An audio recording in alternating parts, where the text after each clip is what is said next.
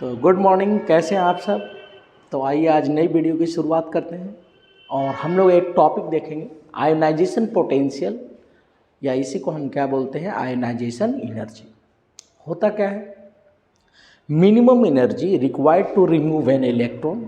किसी भी एक इलेक्ट्रॉन को निकालने के लिए जो मिनिमम एनर्जी हम देते हैं उसको आयोनाइजेशन पोटेंशियल कहा बोला जाता है।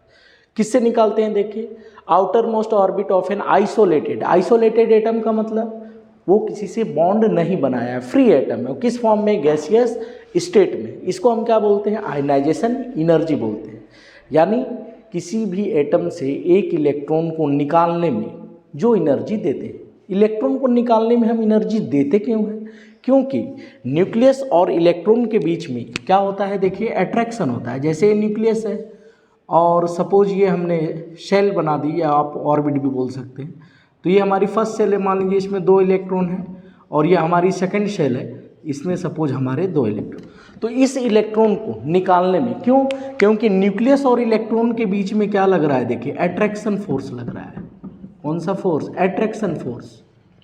जैसे एक बच्चा है और एक माँ है, सपोज जो न्यूक्लियस है वो माँ है और इलेक्ट्रॉन एक बच्चा है, तो फोर्स ऑफ अट्रैक्शन ज़्यादा रहेगा। अगर कोई किडनैपर आता है बच्चे को उठाने के लिए तो उसको चॉकलेट देगा कि आ जाओ मेरे पास, तो कुछ ना कुछ एनर्जी खर्च करना पड़ेगा इस बच्चे को उठाने के लिए। ठीक वैसा ही एटम में, केमिस्ट्री के अंदर जो न्यूक्लियस होता है वो आउटर सेल के इलेक्ट्रॉन को अपनी तरफ खींच के रखता है। तो यहाँ पे तो हम चॉकलेट देने से कोई मतलब है नहीं, तो यहाँ पे हम हीट के फॉर्म में एनर्जी को सप्लाई करते हैं।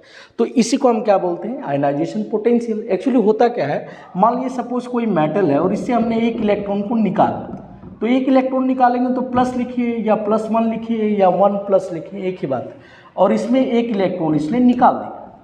अब जब दूसरी, तो इसको हम क्या बोलेंगे, first ionisation potential, ionisation energy first बोलेंगे।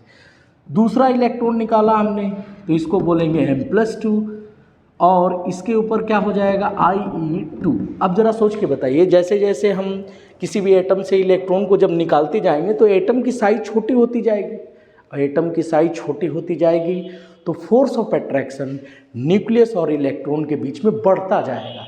इसका मतलब आपको ज़्यादा एनर्जी खर्च करनी पड़ेगी। जैसे जैसे हम इलेक्ट्रॉन को निकालते जाएंगे फोर्स ऑफ अट्रैक्शन न्यूक्लियस और इलेक्ट्रॉन के बीच बढ़ता जाएगा और आयोनाइजेशन एनर्जी की वैल्यू भी ज़्यादा आएगी। तो यहाँ हम बोल सकते हैं फर्स्ट आयोनाइजेशन एनर्जी की वैल्यू क्या है, यहाँ पे कम है as compare to second ionisation energy. इसका एक्सेप्शन भी आता है, जैसे कार्बन नाइट्रोजन में कंपेयर करता है, half field full field stability भी देखी जाती है। तो उसके आधार पे हम लोग यहाँ पे आयोनाइजेशन एनर्जी को डिसाइड करते हैं। एक आप ये भी ध्यान रखेंगे कि टॉप टू बॉटम जब मूव करते हैं तो एटम की साइज बड़ी होती है, और एटम की साइज बड़ी होगी तो न्यूक्लियस और आउटर सेल के इलेक्ट्रॉन के बीच डिस्टेंस भी बढ़ेगी, तो इलेक्ट्रॉन को निकालना आसान होगा। इसका मतलब एटम का साइज छोटा होगा, आयोनाइजेशन एनर्जी ज़्यादा होगी, ज़्यादा देनी पड़ेगी, और एटम का साइज अगर बड़ा है तो आयोनाइजेशन एनर्जी कम देनी पड़ेगी। तो आई होप आप लोग को समझ में आया होगा। Thank you.